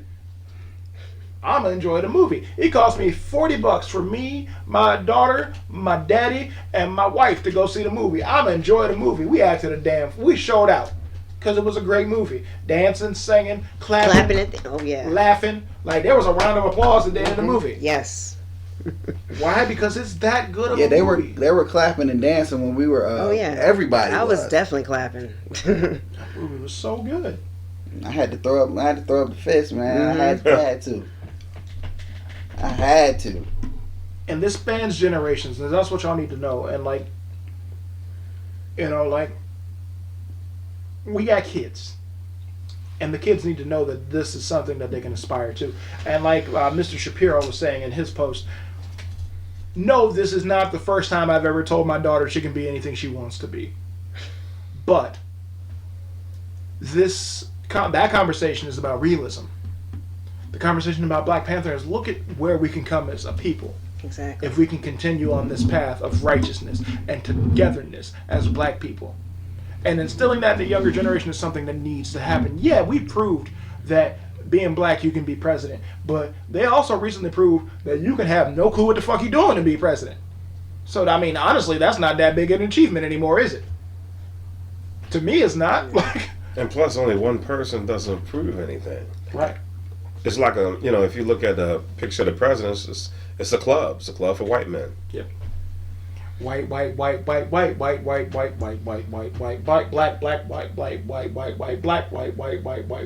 That's what happened. And all men too. All men. We all missed the opportunity. We could have had the first female president. Y'all fucked that up. And God, I mean, this has gone completely off the rails, but It's not as bad as the Logan podcast. Good. no, that was 2 parts and 2.5 hours long. I never even put up the second half. Yeah. With this. I might come back and revisit those now that I know how to access an RSS feed and get us on Google and all that. Yeah. The biggest takeaway, if nothing else, and this is like I said on my very first podcast, is let people enjoy the shit we want to enjoy. If you don't like it, that's fine. I've said it since Batman vs. Superman. I know a lot of people that didn't like Batman vs. Superman. I love that movie. I ain't threatening to fight anybody over that movie. I know a ton of people that don't like the Transformers movies. I know 2 people at this table that love them. And neither one of us would threaten to fight anybody over disliking a movie. But I need a valid reason for you to dislike it. That's all we ask. That's it. If you don't like it, that's cool.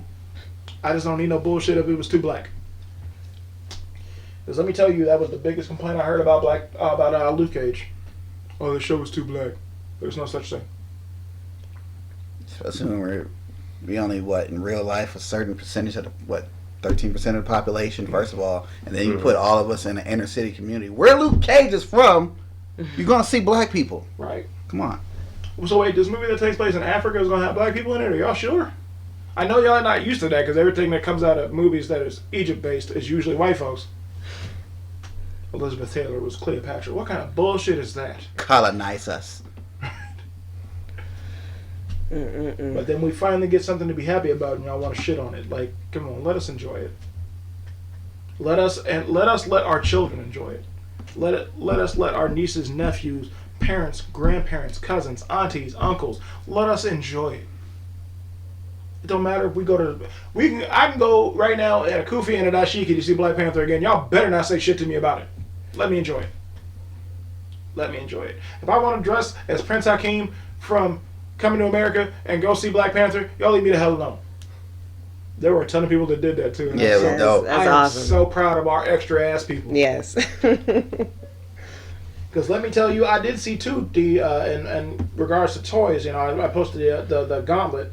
Hasbro is rumored to be making a Black Panther Legacy helmet too, so you know who's going to be buying a Panther costume in my future. I heard that. Layla wants all of it. She wants Shuri's costume, she wants Nakia's costume, she wants Okoye's costume, she wants her own Black Panther suit, she wants all of it. And why? Because that's what this movie is about. It's about representation. It's about that thing that we don't get all the time. And when we do, y'all want to take it away from us. As a society, we all need to grow up. Yeah, amen. Yeah. Amen. Black Lightning is a great TV show. Black Panther is an amazing movie. Luke Cage was a great TV show. Jessica Jones was a great TV show. All these shows are about representation. We finally get it. And you know what I'm really looking forward to? Cloak and Dagger is going to be great. And that's about an interracial couple. I can't wait to see the backlash that shit gets. Like two superpowered teenagers that are black and white and they're together? How dare you? Can't wait. I'm kind of intrigued to see if they're going to have a woman other than Nakia or somebody hit on T'Challa in one of these movies. Because I kind of want Nakia to check her, or either Okoye to be like, he's spoken for. And not by me. That may happen in what the next movie he's in, so we'll see. And it could, and honestly, it could be T'Challa trying to wild out. It could be. Now, I hope they don't make him that guy. I don't think they're going to make him that guy. That's why y'all see Girls Trip yet? No, we have not. That's a thing. I need to do that. Okay. I need to do that. I found it. You're going to be mad as hell at Mike Coulter, but I found it so hard to be mad at him in that movie. Not because what he was doing was right or agreeable, but because of who he is. I'm like, it's Luke Cage, man. I can't be mad at this nigga. It's Luke Cage. Then you watch the movie and you're like, fuck Luke Cage. So mad at your ass. Yeah, it's just, we gotta have fun. We gotta live while we can live, because every day is a struggle. As a black person, let me tell you, well, if we get pulled over, the thought that runs through our minds is today is gonna be the day. Yeah, you saw the video I posted from. I reshared it, but it was from a couple years ago. I went through that same exact thing. Yeah. Walking down the street, is today gonna be the day? You know, we don't know. We literally live lives looking over our shoulders. And that's why when we get a break like this, we get an escape, we enjoy it. So let us enjoy it. I think this is a good place to sign off, y'all. Like, we have talked for almost an hour and 45 minutes. I still got other people to talk to about this movie, and that ain't gonna happen today. This episode will be posted hopefully within the next week. Yeah, I definitely think we got our point across, and disagree with us all you like, that's fine. This movie's gonna make billions. Yes, let me tell y'all, this is one historical point I want to make. As a community, as black people, this is the one movie we all agree that we were not bootlegging. I'm buying this. This is one of those movies that we're all like, we're gonna go see this movie. I'm doing with this movie what I did with Guardians of the Galaxy 1. With Guardians 1, I bought it on Vudu. I bought 3 copies, a hard copy. I gave them away for Christmas, and I bought myself the special collector's edition after I bought it on Vudu. I am doing that. If they do a mega collector's edition that's in the Black Panther ship, I'm buying that bitch. They do a steelbook, I'm buying it. If they do 9 steelbooks at 9 different retailers, I'm buying them. Oh yeah. Because this movie needs to succeed. It needs to be good, and we are going to ensure that. You ain't got to go see it. I'm going to go see it multiple times. I'm going to make sure this movie makes its money. Yep. Whoever doesn't see it, I'll make sure I accounted for it. Right. I'm taking moms to see it. You know, that'd be my second time. But I think she said my dad wants to come too, so I'm gonna try to go check that out. It's a family. See, and that's the thing. And that's the other thing too, is we get to see these movies together. Yes. It's one of the superhero movies that we ain't have to like. I'm super excited for Deadpool 2. I can't take my little girl to see that movie. Mm-hmm. Anything T'Challa's in, Layla's going to see. Mm-hmm. They can be like, Shuri's getting her own movie, and we're gonna go see it. And God, please, I hope so. I don't even need it. I just need a movie called Wakanda. T'Challa ain't even got to be there. Just everybody else. The Guardians of Wakanda, Volume 1. That would be so cool. Everybody Yeah, else. we already got a team set up there. We can. They put have their together. own Avengers in Wakanda. Nobody They even do. realized that. And nobody got to be super powered. Everybody there, and they all kick ass. I'm fairly certain that Okoye could take the Hulk out. Yeah, I said it. Fight me. But on that note, definitely signing off. Thank y'all for listening. For anybody that stayed with us this entire show, this is episode 1 of Boncast, as presented by Why Not Geektalk. So y'all check us out. This is hopefully going to be on Google Play. I will more than likely still post it to the YouTube channel, and we'll probably get it up on Shout Engine as well as the Dee Harris brand on YouTube. Be sure to give a like, comment, and share with your friends. As always, I have been the main man, David Jackson. With me today was Mark Hugh. India Spencer. And Dynamite D Harris, like he said, check out D Harris brand, Facebook, YouTube, like, share, subscribe. Check us out, man. Thank y'all, and have a good night, and go see Black Panther. #Wakanda Forever. Wakanda forever.